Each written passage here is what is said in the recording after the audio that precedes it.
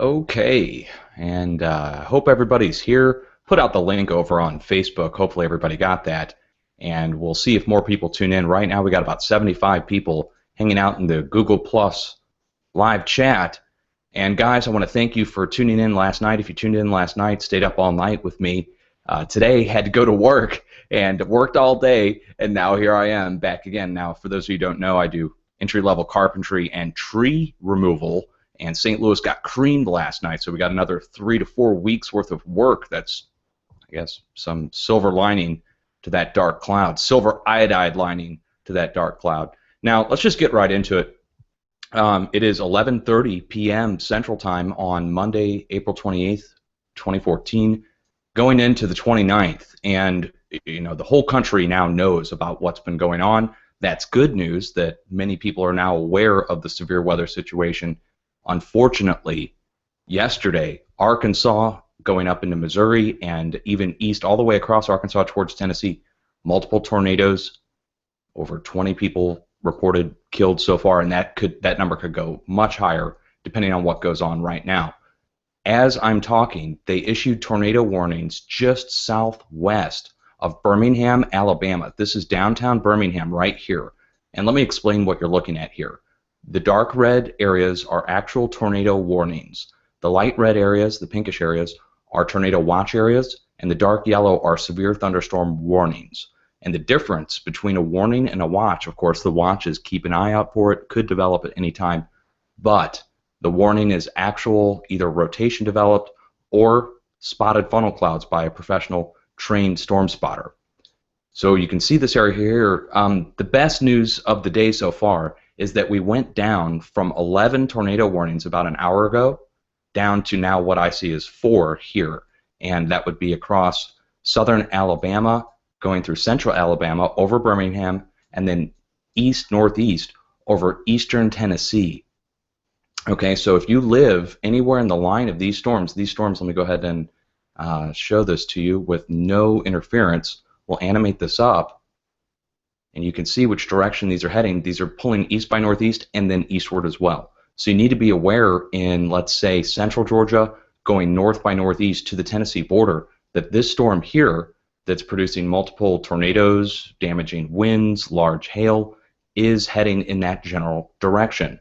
All these are identified by the computer. Each place mark here is a different storm ID. The computer uses the radar, identifies what's inside the storm, whether it's hail or damaging winds, and or rotation, and then assigns that. So we've got 3 separate tornado warning watch areas, which there are possible tornadoes actually developed. And you can see 2 on the map here, and the third just fell off the map down here to the south. Turn on the National Weather Service alerts and watches. They've got 4 warning areas. So the computer detects rotation, National Weather Service spots a funnel cloud, and they put them both into the warning, and that generates the warning for your area. Now, I put out a bulletin over on my Facebook page, if you guys follow me on Facebook, and we had a couple things happen last night. First of all, I did 2 live streams, and we're showing you guys that the storm started to rotate to the north. And let me go ahead and open up this graphic here so you guys can see it on screen. This is from College of DuPage, and we'll go look at the animated version in a minute, but this was just put out to all my viewers. Here's the storm in the center of the country. It came down through the southwest, dropped snow down here in Los Angeles and around the San Diego area, then pulled back up here to the northeast, where it put a whole bunch of snow up here in North and South Dakota, Montana, Wyoming, even reaching down to the Kansas border. That was yesterday. Now, the storm has stalled. It rolled due north, fell back west because of the counterclockwise rotation of the storm, and is now pretty much still in the same spot. And you can see right down here towards the bottom that a new line of storms is going to be dragged up from the southwest to the northeast, most likely tomorrow, unless something changes, which I don't think it will. Now, to see that, let's go over here. Here's College of DuPage. And I'm going to turn on the color enhancement. So this is showing us yesterday into today. Last night when I did my updates, it was starting to roll north right there. And then today, look what happened. It stalled out right here. And maybe I can show it to you in a better way. Okay. Again, this is the vibrant view, but it's just the same thing. It's infrared, and it's showing us the cloud height and cloud temperature. So you can see this massive blast off that happened last night. Then the second one today, which is hitting the south right now down here. And then the next round being pulled back up out of, looks like New Mexico, Texas, starting to get a little bit heavier. We can go back over to weather.com and let's go ahead and animate this up.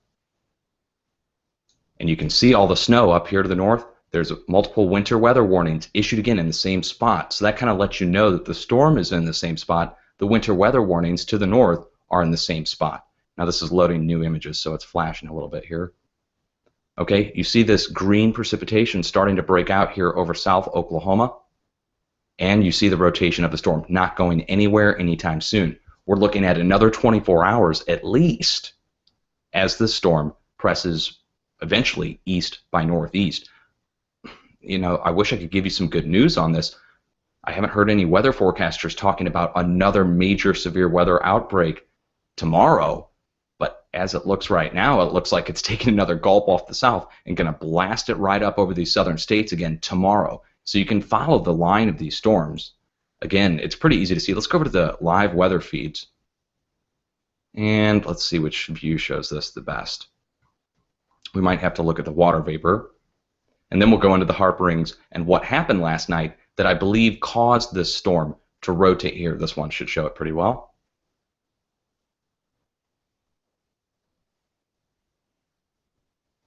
Okay, this is going to take a long time to load, of course.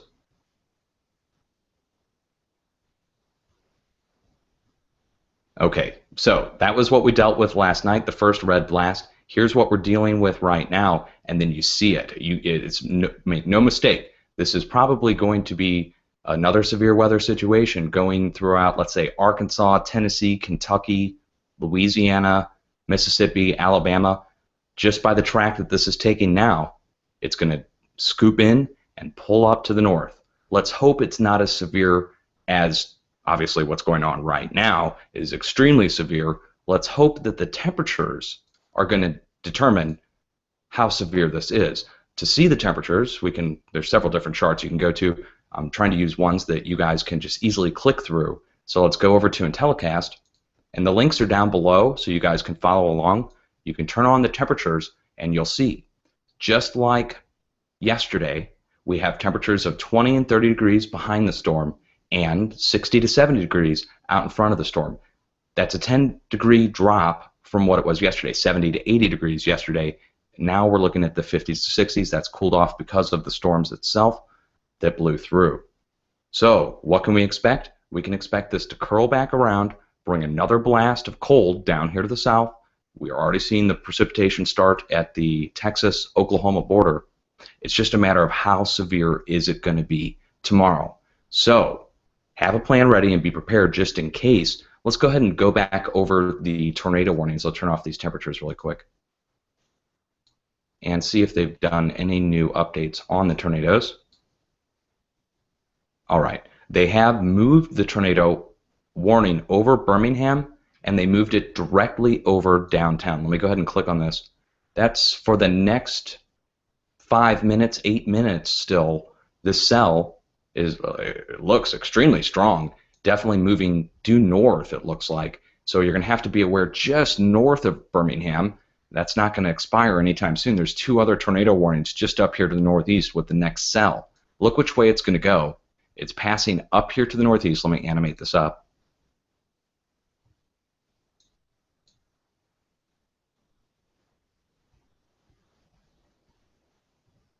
All right, that's going to pass over the north tip of Georgia and go right up here along the Tennessee border, bordering with North Carolina. And of course, we've got the highway that goes through there, and we've got several other, actually smaller towns right along the highway, and that's the direction it's taking. There's another tornado up here to the north now. That was moved slightly as well. That's in Tennessee. East Coast, tomorrow, you can see what's going on here. This, as it passes north, will get a slightly less severe. I would expect the National Weather Service, because of all the tornadoes that were already generated with this system, will be issuing tornado watch areas up here to the north. That includes New York, Pennsylvania, West Virginia, Virginia, possibly even the New England states. It really depends on how much this dies out over the next several hours. Now we're going into overnight. That's good news. Of course, the storms de-intensify somewhat overnight, but it's already midnight, so we only have 5 hours before morning rush hour, and it looks like that's going to be the time that the northern part of this system is getting up here, let's say towards south of Pittsburgh. The storm itself is going to throw this up the East Coast. It's not going to curl all this severe weather back around up here to the northwest. It's going to drop this like a heavy load. It's going to drop it off the side of the arm that's spinning. So it's going to take it, spin it up the East Coast, and then it's going to take the next draw, which it already is. Interestingly enough, these right here, these freeze watches, were issued last night, and this is what the National Weather Service was expecting to happen last night, was this storm to move further east and pull the cold down here to the south. But you can see inside the freeze warning area, there's no freezing occurring. Only at the mountainous elevations here in Texas, it's all green. It's all unfrozen precipitation. And we can turn on the temperatures again just to show you guys.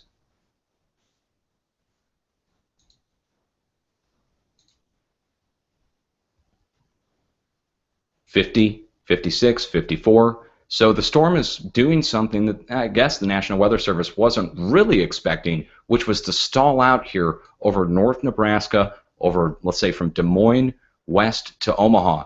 The center of the storm just hanging out here now. Now, eventually it's going to get pushed over the next 24 hours. That's good news. There's another large system coming in from the Pacific Northwest, brought some damaging winds and strong cells up here in Seattle along the west coast. That was last night when we were looking at the storms. Of course, now you don't see any strong cells or anything like that marked, but let's go ahead and turn on Titan storm tracking.